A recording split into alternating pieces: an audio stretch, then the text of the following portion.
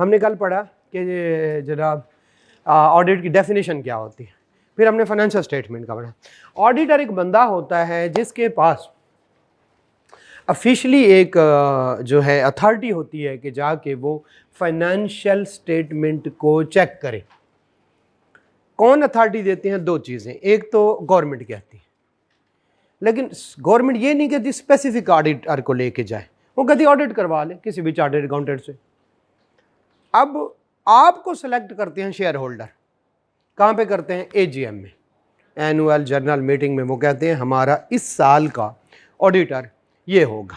Clear हो गया? ज़रूरत क्यों पड़ी ये हम पढ़ लें, फिर दोबारा से हम स्पेसिफाई। ज़रूरत क्यों पड़ी? पहले होते थे पार्टनरशिप, या पार्टनरशिप मैक्सिमम 20, या फिर क्या सोल प्रोप्राइटरशिप। सोल प्रोप्राइटरशिप है और पार्टनरशिप है। सोल प्रोप्राइटरशिप, पार्टनरशिप मैक्सिमम 20 हो सकती है, वो 20 बंदे मिल के बैठते हैं, काम करते हैं, सबका एक दूसरे को पता होता। फिर जनाब इंडस्ट्रियल रेवोल्यूशन आई। इंडस्ट्रियल रेवोल्यूशन आई तो जहाँ पे हाथ से काम होता था मशीनें करने लगी। अब मशीनें महंगी, पैसे चाहिए। जब पैसे चाहिए तो साथ में किसी बंदे को मिलाना पड़ेगा। मुझे काम तो आता है, मेरे पास पैसे नहीं है, मुझे साथ किसी बंदे को मिलाना पड़ा। उनको मैंने कहा यार कितने, मैं तुम्हें अगर 50% शेयर दे दूं तो ये वो, चलो वो हमने काम करना शुरू कर दिया। फिर और को उन्हें ज़रूरत पड़ी कि अनलिमिटेड मेंबर ऐड किए जा सकें, पार्टनर ऐड किए जा सकें, मालिक ऐड किए जा सकते। तो फिर जॉइंट स्टॉक कंपनी का कंसेप्ट आया, शेयर होल्डर्स। अब कुछ ने कहा यार हमारे पास टाइम नहीं है, यार पैसे दो बस, ठीक है तुम्हारा, तुम बैठो सुकून से बैठो। यार मेरे पास टाइम है, अच्छा आ जाओ तुम इन्वॉल्व करो, executive director, non executive driver, दूर के शेयर होल्डर, प्रेफर फलां शेयर होल्डर चलना शुरू हो। शेयर होल्डर हुए, उन्होंने कहा जनाब हम निशात वाले हैं, ठीक है, कपड़ा बना रहे थे, यार हम तो पावर सेक्टर में जाए, ये पावर सेक्टर का एक्सपीरियंस ही नहीं है, यार बंदे हायर करो जिनको पावर सेक्टर का एक्सपीरियंस हो। हम चाहोगे मशीनरी महंगी, मशीनरी ले दी तुम्हें, यार मशीनरी दे रहे हैं, तुमने ये काम करना है। तो सर मैं क्या होऊंगा? तुम मुलाजिम होंगे, हमारे बिहाफ पे क्या करोगे? ये काम करोगे। सर मुझे क्या मिलेगा? यार तुम्हें एक तो सैलरी मिलेगी और एंड पे तुमने अच्छा काम किया तो तुम्हें बोनस मिलेगा। बोनस मिलेगा, ठीक है, उसको इंसेंटिव है कि जनाब मैं अगर अच्छा काम करूंगा, सेल ज़्यादा दिखाऊंगा, कंपनी के assets, current asset, non current asset बढ़ जाएंगे, सेल बढ़ जाएगी, तो मुझे क्या मिलेगा? बोनस मिलेगा। लेकिन इनडायरेक्टली दूसरी बात वो ये भी कह रहे हैं कि अगर कंपनी को लॉस हुआ, तुम सही ना चला सके, ठीक है, तो फिर अल्टीमेटली हम तुम्हें क्या कर देंगे? बोनस भी नहीं देंगे, हो सकता है तुम्हें सैलरी से भी निकाल दें। तो दो चीज़ें उन्होंने उनके माइंड में डाल दी, एक इंसेंटिव्स और दूसरा प्रेशर्स।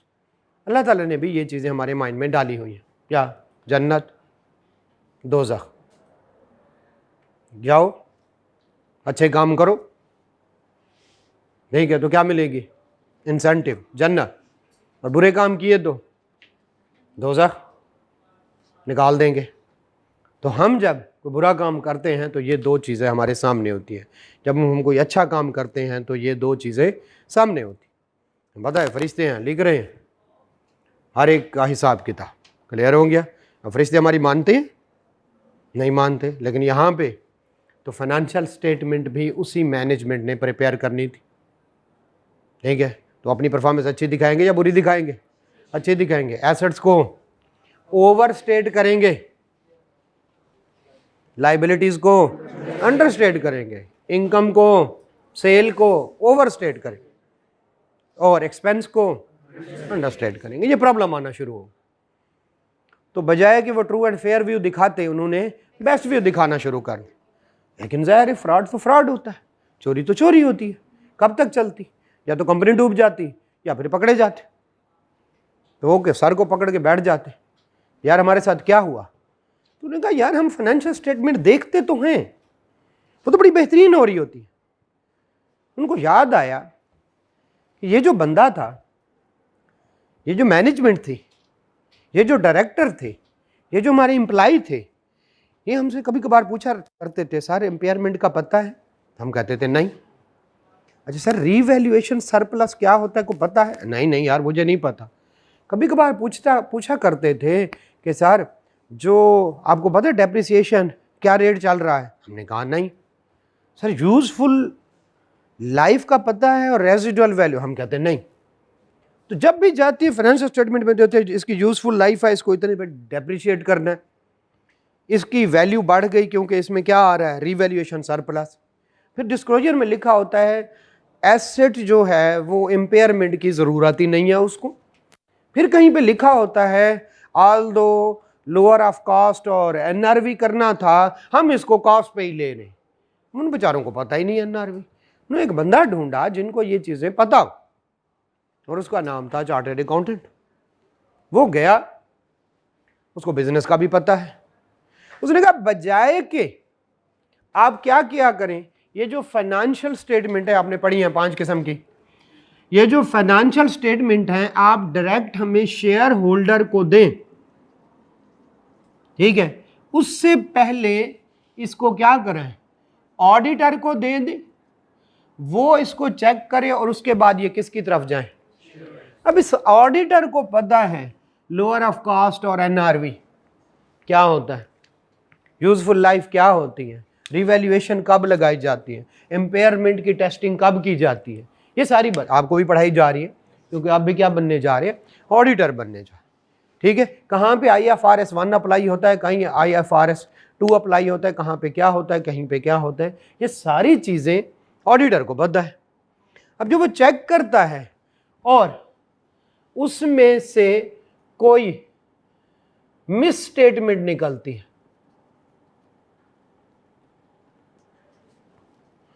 वो 2 वजह से हो सकती है। या तो एरर हो सकता है, इंसान है गलती हो जाती, पता नहीं ट्रांसपोजिशन एरर, पता नहीं कौन कौन सी एरर को 5-6 किस्म की एरर पड़ी थी। आपने जो है रेंट को डेबिट करना था, आपने सैलरीज को कर दिया, सैलरीज टू कैश करना था, सैलरीज टू बैंक हो गया। तो हो सकता है कि क्या हो, एरर हो। और दूसरा क्या हो सकता है, या तो फ्रॉड हो, ड्यू टू एरर और फ्रॉड। तो जब भी उसको मिस स्टेटमेंट निकलती है वो मैनेजमेंट से कहता है इसको करेक्ट करो, इसको क्या करो, करेक्ट करो। अगर वो करेक्ट कर देते हैं तो इनके पास जो जाएगी उसमें गलती होगी नहीं, वो कहता ठीक है। अगर वो करेक्ट नहीं करते तो फिर जो फाइनेंशियल स्टेटमेंट जाएगी उसमें गलती होगी, यस उसमें गलती होगी। फर्क समझे? तो जो जो गलतियां निकलती जाती है वो इनको बताता जाता है, कम्युनिकेट करता जाता है, किसको, मैनेजमेंट को, डायरेक्टर्स को, और वो उसको ठीक करते जाते, क्योंकि वो क्या हो सकती है, एरर भी हो सकती है और फ्रॉड। जिसको वो ठीक नहीं करते शेयर होल्डर तक वो गलती जानी चाहिए, ऐसा ही है। अब ये इनको कहता है भाईजान मैंने गलती निकाली है, इसको प्लीज ठीक कर दे, और वो कहते हैं हमने नहीं करना। तो ये कहते हैं अच्छा फिर मैं रिपोर्ट में लिख दूंगा कि financial statement do not give true and fair view. Okay हो गया। ऑडिटर खुद फाइनेंशियल स्टेटमेंट को ठीक नहीं करेगा, क्यों? क्योंकि फाइनेंशियल स्टेटमेंट बनाना किसकी जिम्मेदार, मैनेजमेंट की। हम एक नुक्ता भी नहीं लगाते एज एन ऑडिटर, हम इनको कम्युनिकेट करते हैं ठीक कर दे ओके, और ना करे तो हम किस में लिखते हैं, रिपोर्ट में लिखते हैं कि financial statement do not give true and fair view. और अगर ये सारी गलतियां जितनी में निकली ठीक कर दे तो हम कहते हैं फाइनेंशियल स्टेटमेंट गिव, क्यों? क्योंकि इनके पास तो जानिए हमसे हो के हमने गलतियां निकाली, ये ठीक करते गए, तो इनके पास जब जाएंगी तो उसमें गलतियां कम, ये बड़ा अच्छा होने लग गया, कंपनीज बचने लग गई। वो जो पहले बेस्ट व्यू दिखाती थी अब वो क्या दिखाने लग गई, अनफेयर। तो जिस बंदे ने पहला ऑडिट करवाया उसने फिर करवाया, उसको तो बड़ा फायदा हुआ। उसने अपने दोस्तों को कहना शुरू कर दिया यार एक बंदा है ऑडिटर, ये जो मैनेजमेंट वाले ये अक्सर झूठ बोलते हैं, ये अक्सर बेस्ट व्यू दिखाते हैं, तुम इस बंदे से पहले क्या करवा लिया करो ऑडिट, गलतियां ढूंढ लेते हैं उनको ठीक भी करवा लेता है, और हमारे पास जो आती हैं वो फाइनेंशियल स्टेटमेंट ठीक, और वो कहते हैं अगर वो ठीक ना करें ढीठ हूं तो कहते हैं अपनी रिपोर्ट में लिख देता है कि financial statement do not give true and fair view. ये वाली बात समझे? ठीक है। नहीं जी, उसने कहा इसका तो बड़ा फायदा है। खैर, तो ये प्रोफेशन फलने फूलने लगा। अब तो पाकिस्तान में 3 मिलियन से, बताया था 3 मिलियन से जो भी बड़ी कैपिटल है वो चार्टर्ड अकाउंटेंट से, और 1 मिलियन से जिसका कैपिटल ज़्यादा है वो उसके लिए लाजमी है कि वो क्या करवाएं, ऑडिट। अब 1 मिलियन से कैपिटल जिसका कम है उसका क्या किया जा सकता है, उसके लिए ज़रूरी नहीं, लेकिन फिर भी कुछ लोग ऑडिट करवाते हैं। अब बताएं, कंपनी जिसका 1 मिलियन से ज़्यादा हो कैपिटल उसके लिए ज़रूरी है वो क्या करवाए, ऑडिट करवाए। इसका मतलब कम के लिए ज़रूरी नहीं है, इसका मतलब इंडिविजुअल और एओपी के लिए ऑडिट ज़रूरी नहीं है, फिर भी लोग कराते हैं। वजह क्या है, वजह क्या है भाई? देखें, बड़े बड़े बिजनेस हैं लेकिन वो कंपनी नहीं बनाते। 4 पार्टनर है, एक लाहौर बैठा है, एक इस्लामाबाद, एक जो है कराची बैठा है, एक पेशावर बैठा हो। अब उनकी ग्रिप जैसे गोरमे वाली है, समझ लें एक इंडिविजुअल बिजनेस भी हो सकता है, एक ही मालिक हो, लेकिन कितनी ब्रांचेस है। अगर ये ऑडिट करा ले तो उसको फायदा नहीं होगा, होगा। ठीक है, तो कुछ स्टैट्यूटरी रेगुलेटरी कानून की रिक्वायरमेंट की वजह से ऑडिट करवाने लगे, और कुछ किसकी वजह से करवाने लगे कि कानून की रिक्वायरमेंट नहीं है फिर भी ऑडिट के बड़े फायदे हैं। तो एक जो कानून की रिक्वायरमेंट है उसको कहते हैं स्टैट्यूटरी ऑडिट, रेगुलेटरी ऑडिट, कानूनन जरूरी ऑडिट। और कुछ लोग ऐसे भी हैं जिनके लिए जरूरी नहीं है, वो फिर भी करवाते हैं। क्यों? क्योंकि इसके बड़े फायदे हैं, इसके बड़े फायदे हैं, बिजनेस में से गलतियां निकलती हैं। फिर ऑडिटर एक बिजनेस का ऑडिट कर रहा होगा या बहुत सारे। मैं खुद जो है जब मैं उसमें था 50+ कंपनीज का मैंने ऑडिट किया था, तो जब मैं गया हूँगा 45वीं कंपनी में तो मेरे पास 44 कंपनी का एक्सपीरियंस होगा। मैं उनको बताऊंगा ओ यार नहीं ऐसे कारोबार थोड़ी ना होता है यार, इसको यूं करो, इसको यूं करो। तो ऑडिटर क्या देता है, मशवरे देता है, उससे बेहतर होता है।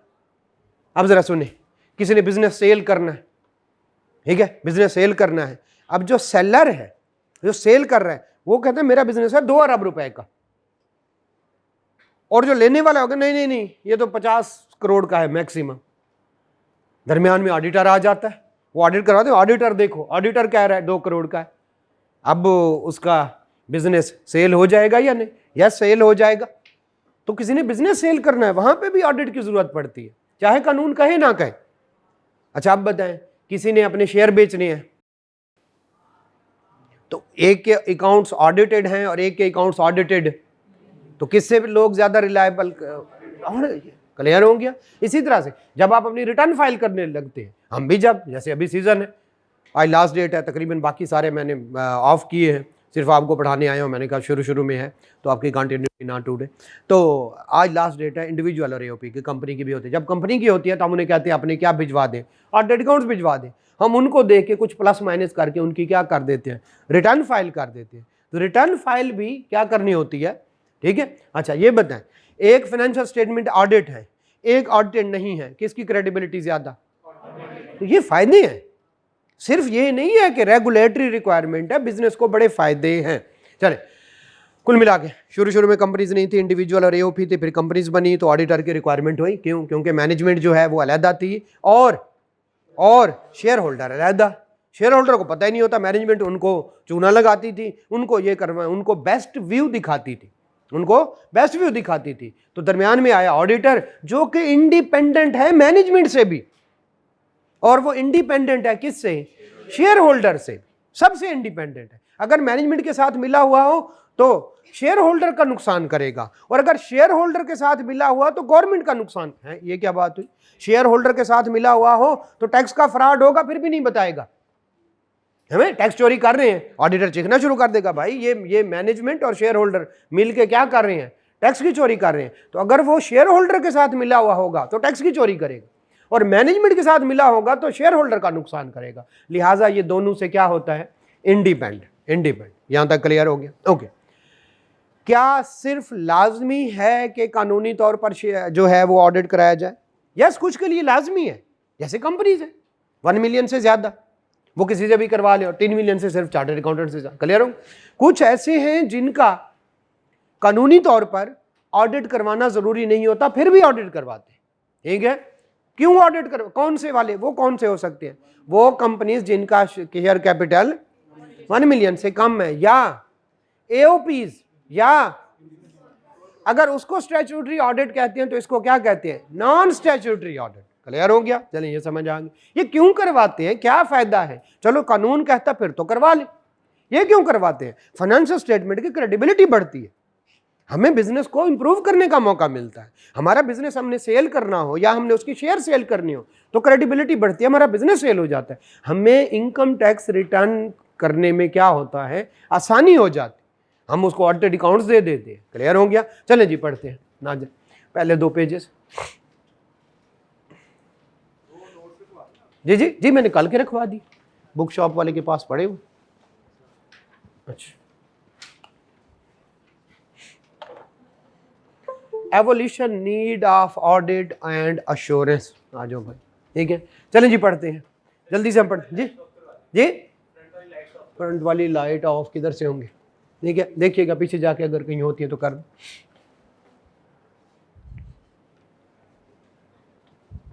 जी जी कर दें जल्दी से, बस ठीक है ओके, कुछ गुजारा कर ले, कुछ बेहतर हुआ है, चलें उसी की 2 खुराकें कर ले। चले आज आज आज लें जी, evolution, ordering grow up rapidly after the industrial revolution. पहले हाथ से काम करते फिर आ गई मशीनरी, ओके। कब, ये 18वीं सेंचुरी में हुआ, ठीक है, जिसमें ग्रोथ आई किसकी, जॉइंट स्टॉक कंपनीज, ओके, वो जिसमें शेयर होल्डर होते हैं, ठीक है। And soon after share holder hire director किस में लिखा हुआ है, management, to take care of their assets and business. भाई मुझे तो नहीं पता, एयरलाइन बना दी, अब मैं तो नहीं चला सकता, मुझे इसका नहीं पता, तो मैं एक्सपीरियंस पायलट भर्ती करूंगा, मैं क्रू भर्ती करूंगा, कुछ मैनेजर भर्ती करूंगा, भाई यार एयरलाइन को संभालो, मैं आगे चलता हूँ। मैंने हॉस्पिटल तो बना दी, मेरे पास पैसा है, मैंने स्ट्रक्चर, मैंने डॉक्टर हायर कर दिया, लेकिन मुझे तो नहीं पता मेडिसिन का ये वो, तो किसी सीनियर डॉक्टर को कहूँगा तुम CFO हो, किसी सीनियर डॉक्टर को कहूँगा तुम CEO हो, किसी सीनियर डॉक्टर को कहूँगा तुम जो है जनाब चीफ ऑपरेटिंग ऑफिसर हो, तुम क्या हो जनाब, तुम मैनेजर प्रोक्योरमेंट हो, तुम क्या होगे, तुम इसका बस तुम इंतजाम देखो, ठीक है। मेरे पास पैसा था, मैंने लगा दिया, लेकिन मुझे इसकी टेक्निकलिटीज़ का नहीं पता। चले तो फिर जना, टू जज the performance of management director the share holder asked them to prepare and present कौन से वाली, फाइनेंशियल स्टेटमेंट। बाद में it was realize that financial statement are being prepared by the management या डायरेक्टर, तो क्या दे रही हैं, बेस्ट व्यू, ओके बेटा, इंस्टेड ऑफ कौन से वाला। वजह क्या बनी, या तो इंसेंटिव या तो, ये 2 होती है। जब भी कोई बंदा झूठ बोलता है, 2 नंबरी करता है, उसके या तो प्रेशर होता है, या तो आपके छोटे बहन भाई होंगे, ठीक है, हम जैसी एज वालों के बच्चे होते हैं, तो वो जनाब अगर बच्चा झूठ बोल रहा है या छोटा बहन भाई झूठ बोल रहा है, डांटे ना उसको, पता करें कि ये क्यों झूठ बोल रहा है, आपकी सख्ती की वजह से। उसको है कि अगर मैंने सच बोला तो ये मुझे सजा देंगे।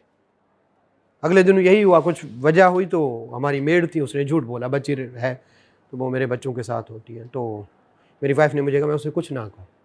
ये देखो कि वजह क्या बनी, उसने क्यों झूठ बोला, उसको कोई चीज़ की कोई ज़रूरत है या डर है या उसकी आदत है। अगर तो उसकी आदत है ठीक है तो फिर तो गलत है, लेकिन हो सकता है हमारे डर की वजह से, प्रेशर की वजह से, या जो भी वजह है। तो ये 2 वजूहत होती हैं कि बच्चे भी इसी तरह से झूठ बोलते हैं। जब बच्चे झूठ बोलते हैं सबके सामने हम खड़ा कर देते हैं, तो झूठ कह रहे हो, ये देखो ये तुम्हारा मामा कह रहा है, चाचा कह रहे हैं, उसने तुम्हें देखा है, तुम ये काम कर रहे थे, ये वो नहीं। वजह पता करें कि ये क्यों झूठ बोल रहा है, क्या उसके खेलने पर हम उसको मारते तो नहीं, इसलिए वो कहता है मैं खेलता नहीं, मैं पढ़ता रहा, ठीक है। तो सच की आदत अलग, तो 2 वजूहत होती है जब भी कहीं पे प्रॉब्लम होता है।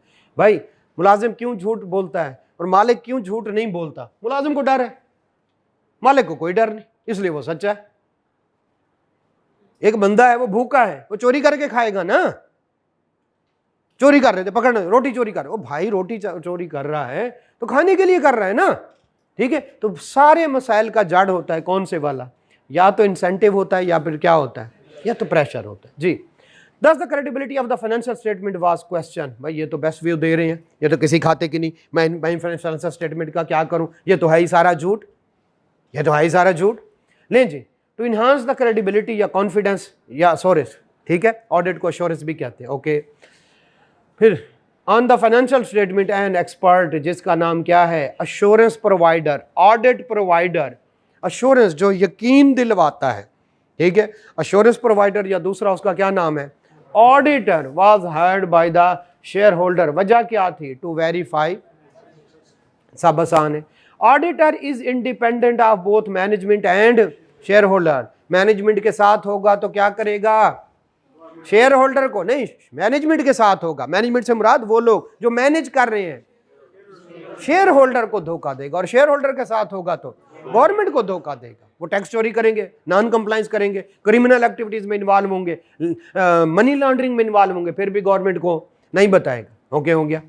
Service of the auditor was appreciated greatly. Nowadays, assurance engagement is performed either because they are required by law, या फिर कौन से वाला, they are not required by law but voluntarily performed because of their advantages। ठीक है, जो required by law होते हैं उसको कहते हैं statutory, उसको क्या कहते हैं, statutory assurance engagements काम, contract। ओके, ऐसा आपको अल्फाज याद है। Most companies Pakistan are required by the law to get their annual financial statement। Biannual भी होती है, सेमी एनुअल भी होती है जी, होती हैं। जो लिस्टेड कंपनी है वो 6 महीने की भी बनाती है। ये कौन से वाली की बात कर रहे हैं, एनुअल की बात कर रहे हैं। Audited before they are given to, समझ आ गई, आगे चलते हैं। जो खुद से करवाते हैं रिक्वायर्ड बिल कॉल्ड कौन से वाला, नेक्स्ट, ठीक है। सम टाइम ऑडिट भी कहते हैं, सम टाइम इसको अकाउंट से रिव्यू भी कहते हैं। किसकी, सोल प्रोपराइटर या फिर पार्टनरशिप या छोटी कंपनी, जिनके लिए छोटी कंपनी के साथ लिखे 10 मिलियन से कम, और ऊपर जो मोस्ट कंपनीज लिखा हुआ है यहाँ कहीं पे आपको पता है, मोस्ट कंपनीज लिखे, कौन से वाली मोस्ट कंपनीज है, लिखे मेरा बेटा, लिखे। मोस्ट कंपनीज कौन सी हैं, 1 मिलियन से ज्यादा जिनका शेयर कैपिटल है। प्योरली ये है सी ला का, लेकिन हमें पता तो होना चाहिए ना, जिनका 1 मिलियन से ज्यादा है। लिखे मेरा बेटा,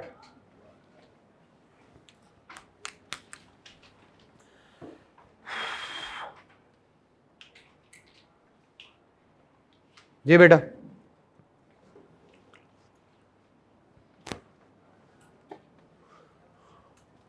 लिख लिया, ठीक है। छोटी कंपनीज कौन से वाली है, जिनका शेयर कैपिटल 1 मिलियन से कम है। ये कौन सी है, जिनका 1 मिलियन से ज्यादा। चले, अब थोड़ा सा हम दरमियान में से एक जंप लेते हैं, और आगे एक जगह पे लिखा हुआ है एडवांटेजेस, कहाँ पे रिलेशनशिप बिटवीन अश्योरेंस, ये एडवांटेजेस, ये है पेज नंबर 4। जिनके पास है, जिनके पास नहीं है वो लिख ले, तरतीब ऐसी थी। लेकिन advantages of assurance service, audit service, audit assurance में थोड़ा सा फर्क है, लेकिन अभी हम एक जैसा लेंगे। एडवांटेजेस ऑफ कौन से वाली, अश्योरेंस सर्विस, ऑडिट क्या है, it increase the credibility of financial statement as the most of the misstatement are identified. Misstatement 2 तरह से होती है, ठीक है। मोस्ट को अंडरलाइन कर ले, थोड़ी देर बाद बताता हूं। ऑल क्यों नहीं लिखा हुआ, सारी क्यों नहीं डिटेक्ट कर सकते, वो बाद में बताता हूं। ये बात समझ गया, मिस स्टेटमेंट समझ गया, misstatement due to error और फ्रॉड, ठीक है, तो अक्सर आइडेंटिफाई हो जाती है। चलिए आगे चलते हैं। Auditor identified on deficiency in जो एंटिटी का जो सिस्टम होता है, इसको स्लैश करके लिखें, अकाउंटिंग सिस्टम, कल पढ़ा था। इंटरनल कंट्रोल का तो आपको नहीं पता, अकाउंटिंग सिस्टम का तो पता है ना। चले, कुछ लफ्ज होंगे नए नए,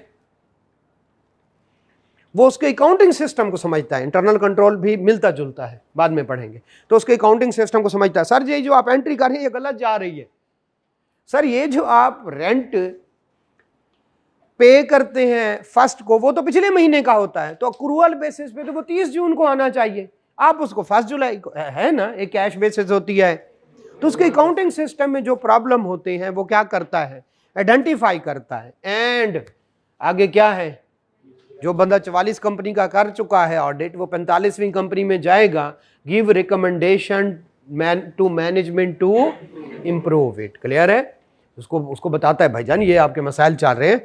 आप जैसे मैंने 3 कंपनीज का जो है वो 3 शुगर मिल्स का ऑडिट किया हुआ, एक JDW में कुछ अर्सा, और एक तांदरिया वाला शुगर मिल, और एक जोराबाद शुगर मिल। जोराबाद शुगर मिल जो था मेरी वो आखिरी थी, मेरे उसने आर्टिकल कंप्लीट होने वाले थे, तो जोराबाद के शुगर मिल के अक्सर मुझे CFO फिर बुलवा लिया करता था, वो ये बात करने के लिए कि हम इस चीज़ को कैसे इंप्रूव करते हैं। चूँकि मैंने जो पाकिस्तान की अगर 2 या 3 बड़ी शुगर मिल निकालें, JDW शुगर मिल उनमें से एक है, चूँकि मैंने उसका ऑडिट किया होता, तो वो उस टाइम पे जोराबाद से कहीं, मतलब आपका नहीं, मुझे नहीं पता, काफ़ी अरसे उस टाइम पे वो कहीं आगे थी।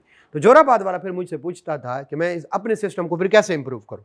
चूँकि मैं एक बेहतरीन शुगर मिल से होके आया था, तो मैं उसको फिर क्या दे देता था, रिकमेंडेशन। आप कॉन्फिडेंशियलिटी, उनके जो बिजनेस के राज है वो ब्रेक ना करें, वो बातें ना बताएं, लेकिन ये तो बता सकते हैं सर जी ये आपके जो कैशियर हैं इनको लहदा कर दें। एक बंदा कैश वसूल करे, दूसरा जमा करवाने के लिए जाए, और तीसरा उसकी क्या चेक करे, जो है क्या जमा हो गया है, रसीद देख लिया करे। अब इसे ये बताने में तो कोई अर्ज नहीं ना। तो इस तरह से चीज़ें इंप्रूव भी करवाते थे उनके। चलें आगे चलते। It confirms that management is performing their statutory and non statutory. अब स्टैट्यूटरी के साथ लिखे कानूनी, जैसे इनकम टैक्स रिटर्न, जैसे सेल्स टैक्स रिटर्न। कि ऑडिटर जाएगा तो उसको पता चल जाएगा, सेल्स टैक्स की रिटर्न टाइम पे फाइल कर रहे हैं या नहीं कर रहे, पता चल जाएगा ना। वो मैनेजमेंट को बताएगा ये तो अपनी सेल्स टैक्स ही टाइम पे नहीं रिटर्न फाइल करते, क्या इनकम टैक्स 2 साल की इनकी इनकम टैक्स भी पेंडिंग है, तो स्टैट्यूटरी रिक्वायरमेंट परफॉर्मिंग कर रही है मैनेजमेंट या नहीं, पता चल जाएगा। नॉन स्टैट्यूटरी, जनाब उन्होंने कहा था कि जो बंदा भी, अगली बात सुने, नॉन स्टैट्यूटरी सुने, शेयर होल्डर ने कहा हुआ है जो भी बंदा रखो उसके एक पर्सनल फाइल बनाओ, उसका आईडी कार्ड, उसके वालिद का आईडी कार्ड, उसका कांटेक्ट नंबर, ठीक है, और उसका कोई जहां से वो बिलीव करता है वहां से थाने से एक रिकॉर्ड होता है कि ये बंदा ओके है, मतलब इसके पास कोई क्रिमिनल चार्ज नहीं है। इसको कहते हैं कि वेरिफिकेशन रिपोर्ट। वो वेरिफिकेशन रिपोर्ट जरूर लगाएं। अब ये किसने कहा हुआ है? शेयर होल्डर ने कहा हुआ है कि जिस बंदे को रखे उसका ये रिकॉर्ड अपने पास रखे। क्या ये SCCP ने कहा हुआ? क्या ये जो है FBR ने कहा? तो ये कौन सी रिक्वायरमेंट है? Non statutory requirement. तो आप उन्हें बताएंगे भैया आपने कहा हुआ है फाइलें बना के रखें, ये फाइलें नहीं बना रहे, तो ये कौन सी रिक्वायरमेंट का पता चलेगा? नॉन स्टैट्यूटरी लिखें, ठीक है, एम्प्लॉयमेंट रिकॉर्ड, ठीक है, कुछ भी हो सकता है। तो जनाब जब हम ऑडिट करते हैं हम उनको बता देते हैं कि अपनी स्टैट्यूटरी और नॉन स्टैट्यूटरी जिम्मेदारियां पूरी कर रहे हैं या नहीं कर रहे। स्टैट्यूटरी कौन से वाली? कानूनी, मसलन income tax return, sales tax return, SCCP का फॉर्म ए, फॉर्म सुना हुआ है कोई? जो छोड़ दे, डायरेक्टर की मीटिंग, AGM वो करवानी होती है ना, पता नहीं 120 दिन के अंदर अंदर AGM करवानी होती है, 30 जून से 100, पता नहीं सुना हुआ है ये बात? सुनी हो कुछ? सीला अगर पड़ा हुआ है, ठीक है, तो ये अगर नहीं पढ़ा हो तो कोई मसला नहीं, ठीक है। इनकम टैक्स रिटर्न तो फाइल होती है, सेल्स टैक्स हर महीने फाइल होती है, ये सारी स्टैट्यूटरी रिक्वायरमेंट है। जो कर रहा होगा वो भी ऑडिटर बता देगा, और जो मैनेजमेंट ये नहीं कर रही होगी। और नॉन स्टैट्यूटरी समझ गए, जो कि कानूनी लाजमी नहीं है, लेकिन वो किसने जिम्मेदारियां रखी हुई है, ठीक है। जो बंदा रखो, ठीक है, उसके उनके 3 इंटरव्यू करो। पहले में उसके डॉक्यूमेंट चेक करो, दूसरे में मैनेजमेंट करे, और तीसरे में CFO, CEO उनसे करवाएं। वो जनाब वो रखी जा रहे हैं, बस पहली दफ़ा ही आता है उसका कोई एक मैनेजर इंटरव्यू लेता है और उसको रख लेते हैं। अब ये कौन सी वाली जिम्मेदारी पूरी नहीं कर रहे? नॉन स्टैट्यूटरी, कोई भी हो सकता है, XYZ। आगे चलते हैं। It assist in sale or purchase of business, ठीक है। अगर ऑडिटेड अकाउंट्स हैं और ऑडिटर कह रहा है कि इसके इतने एसेट्स हैं, इतनी लाइबिलिटीज़ हैं, तो उस बिजनेस को सेल करने में, अब ज़रा सुने, एक गाड़ी मैंने लेनी है, मुझे नहीं पता इसमें क्या फॉल्ट है, पाक व्हील्स वाले हैं, सुना है, कोई गाड़ी सेल या परचेज करे तो पाक व्हील वाले आते हैं, वो पूरी उसकी इंस्पेक्शन करके रिपोर्ट दे देते हैं। अब बताएं जब मैं गाड़ी ले रहा हूँ मैं सेटिस्फाइड होऊंगा ना कि इसमें जो गलतियां हैं मुझे पता चल। इसी तरह से बिजनेसमैन जब ऑडिटर ऑडिट कर ले और कोई खरीदने लगे बिजनेस को, तो वो देखता है अच्छा ऑडिटर कह रहा है इतने एसेट्स हैं तो होंगे, ऑडिटर कह रहा है इतनी लाइबिलिटीज होंगी, ऑडिटर कह रहा है इसकी इतनी सेल हुई है तो हो रही है। यस, ये सेल और परचेज करने में भी क्या करता है? हेल्प। और बैंक के पास जाएं लोन लेने के लिए, वो कहते हैं भाईजान अपना ऑडिट करवा के आए, हमें भी पता चले। अच्छा सम टाइम, अब जरा सुनिएगा, मैं गया 1 जुलाई को लोन लेने के लिए, वो कहेगा 30 जून तक का पिछले साल का ऑडिट करा। मैं गया 31 दिसंबर को, तो वो हो सकता है 6 महीने का ऑडिट करवाओ। अब मैं अगर उससे लोन लूंगा बैंक से, कहेगा यार कब तक वापस करोगे, मैं कहूँगा यार 5 साल में लोन वापस कर दूँ। वो कहेगा ऑडिटर से बजटेड या प्रोजेक्टेड अकाउंट्स ऑडिट करवा। ये सुना हुआ है, ये कहाँ के होते हैं, फ्यूचर का। मैं वो बनाएगा, मैं उसे पूछूंगा हाँ भाई कितनी सेल करनी है, अच्छा अब तक सेल कितनी हो रही है, अगले 5 साल के ऑडिट, तो उसको क्या कहते हैं, बजटेड या प्रोजेक्टेड अकाउंट। ठीक है, जब बैंक देखेगा बैंक खुश हो जाएगा। ऑडिटर कह रहा है कि 5 साल तक इसको इनकम होती रहेगी, इसका मतलब है मेरा लोन महफूज है, ना सिर्फ ये मुझे लोन वापस कर देगा बल्कि उसके साथ इस काबिल है कि इंटरेस्ट भी वापस करे। हो गया, ले जी।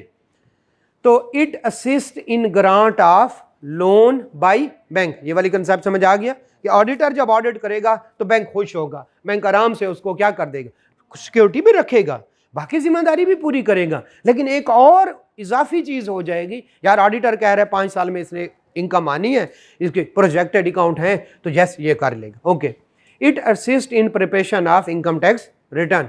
तो मैं जब टैक्स कंसल्टेंट होता हूं तो मुझे कोई भी ऑडिटेड अकाउंट्स दे दे, मेरे लिए आसानी हो जाती है रिटर्न फाइल करना। मैं थोड़ा बहुत प्रोविजन और इन चीज़ों को आगे पीछे करके मैं अपनी क्या कर लेता हूं, उनकी रिटर्न फाइल कर लेता हूं। यस, रिटर्न फाइल करने में जल्दी से एक नज़र देख ले 6 फायदे। अच्छा, इनमें ना कुछ पावर वर्ड्स होते हैं। मैंने कहा ये भाईजान इंतहाई शरीफ आदमी हैं, ठीक है। अब इसमें सबसे इंपॉर्टेंट वर्ड शरीफ वाला, पूरा, हालांकि मैं 7-8 लफ्ज बोले, ठीक है, तो पावर वर्ड्स उसको कहते हैं। तो पूरा जुमला आपने याद करना ही नहीं, पूरा सेंटेंस याद रहता ही नहीं। तो आइए देखा, पहले वाले में से कौन से वाला, क्रेडिबिलिटी, शाबाश। इसमें से बस एक क्रेडिबिलिटी याद कर लूं, बाकी बन जाएगा मेरा फिक्रा। दूसरे वाले में ढूंढते हैं आइडेंटिफाइज डेफिशिएंसी और आगे रिकमेंडेशन। ये 2 लफ्ज याद कर लो, बल्कि आइडेंटिफाई भी ना करो, डेफिशिएंसीज और रिकमेंडेशन, बाकी फिक्रा मुझे याद हो जाएगा। तो आपने पावर वर्ड्स याद करनी, पूरा अगर आप सेंटेंस याद करने लग गया तो कभी भी नहीं होगा। इसी तरह से ले जी, स्टैट्यूटरी एंड नॉन स्टैट्यूटरी, आपको पता चल जाएगा कि ये रिस्पॉन्सिबिलिटी। ओके, अगले में सेल और परचेज, ठीक है, इसी तरह से आपने ये याद करने हो जाएंगे बेटा।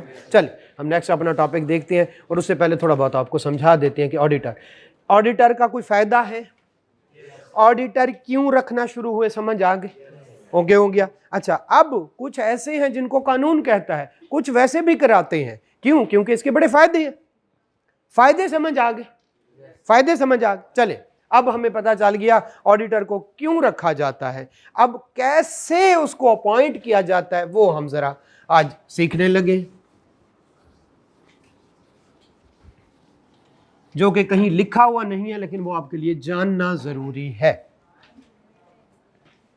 ले जी, ये है 1/7/2024, कब खत्म होगा,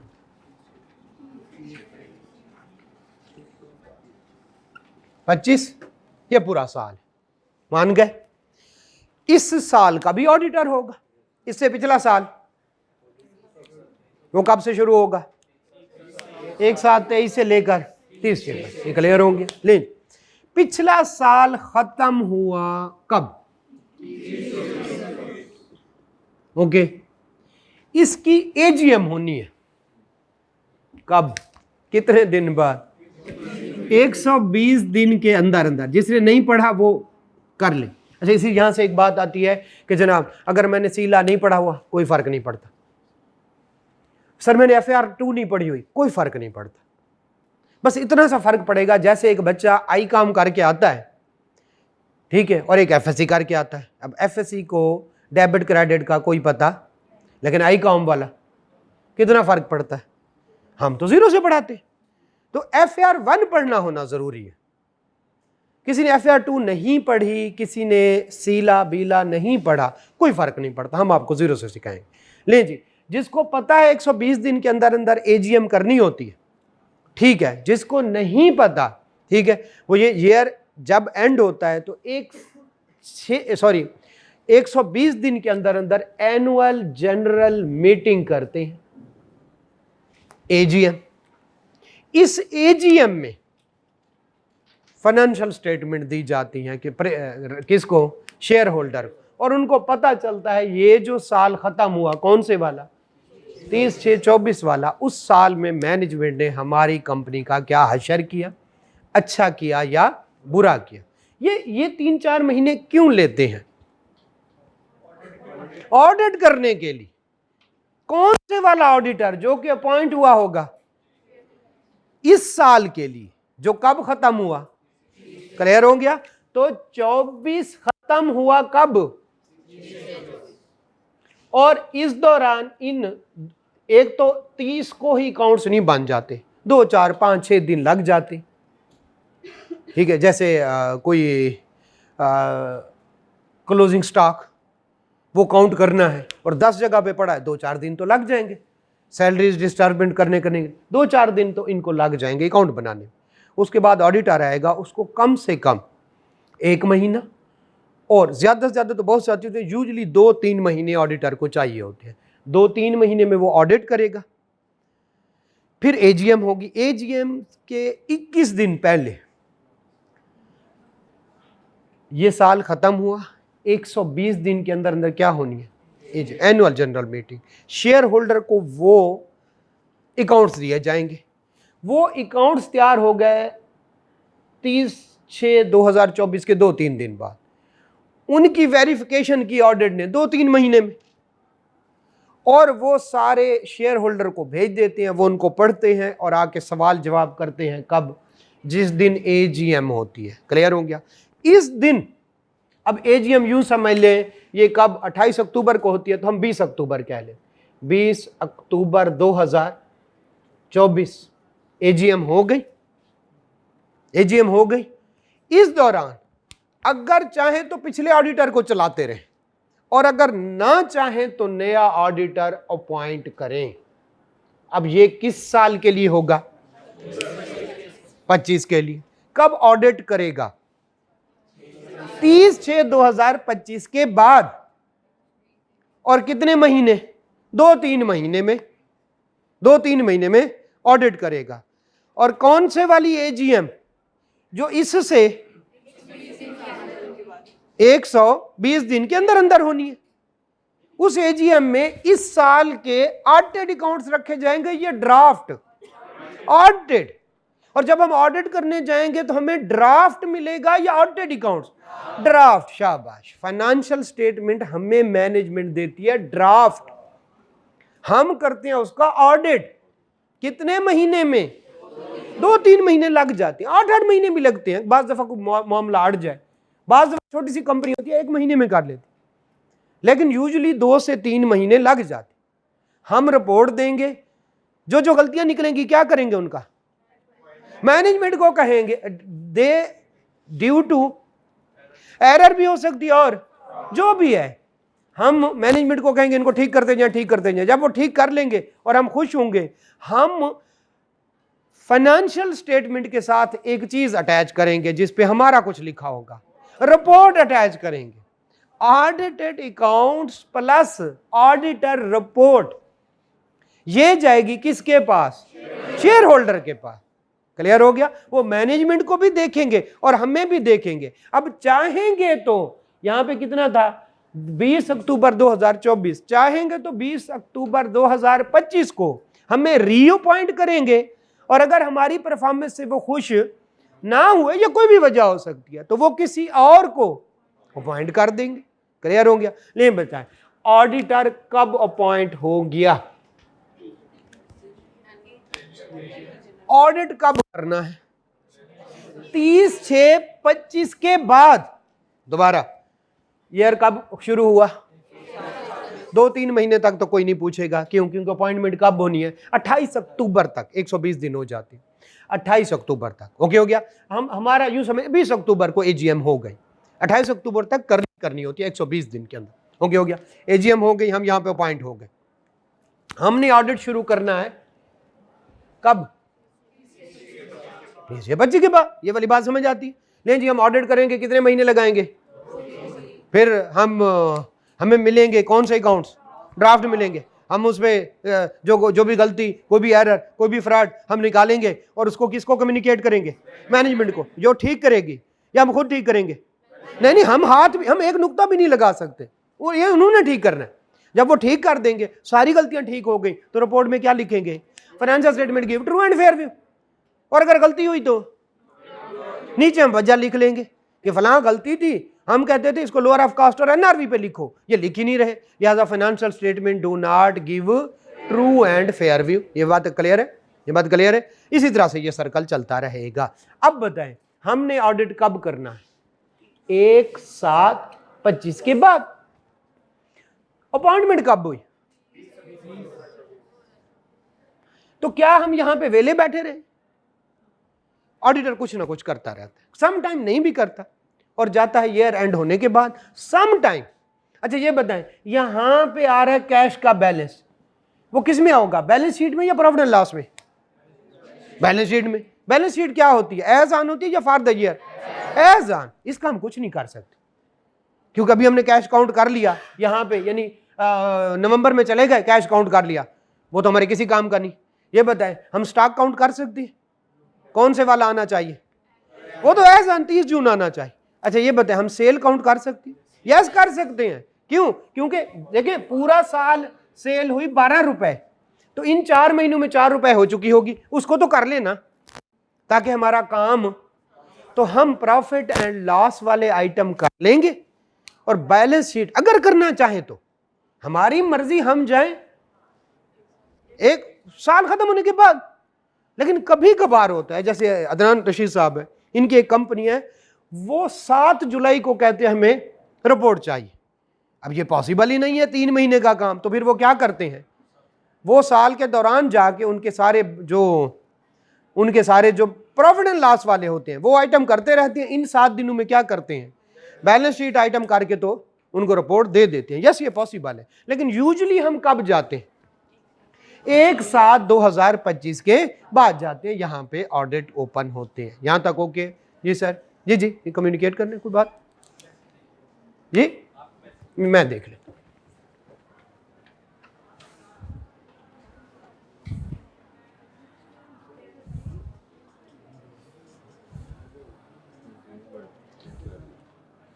मुझे आपकी तरफ से आया अब? जी जी आ जाए आ जाए।